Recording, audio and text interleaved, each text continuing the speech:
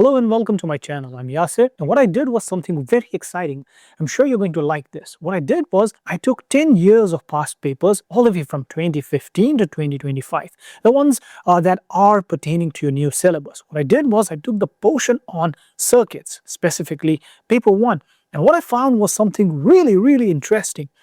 And you must know this before your finals.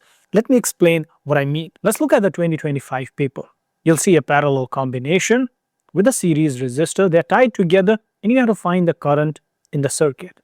Okay, let's have a look at 2022, a parallel combination with a series resistor. Okay, let's have a look at 2021, parallel combination with a series resistor. Let's have a look at 2019, a parallel combination with a series resistor.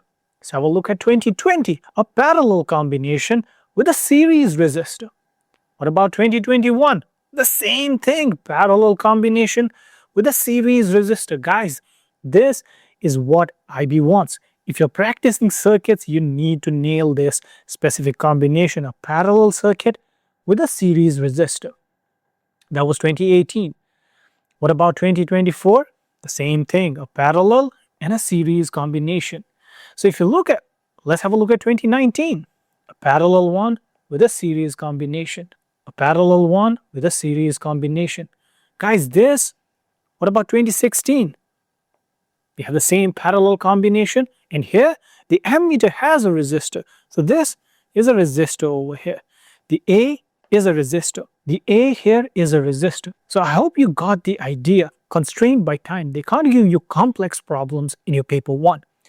Now this pattern is what keeps on repeating again and again. So for you coming up with exams, you should try this combination. This Saturday, I'll be going live and you can join me in my online workshop. We will solve all the different types of questions that you may face in your final exams. It's $30 to join and I'll be capping it to 30 students. The link will be in the description below. I'll see you on Saturday. Take care and have a nice one.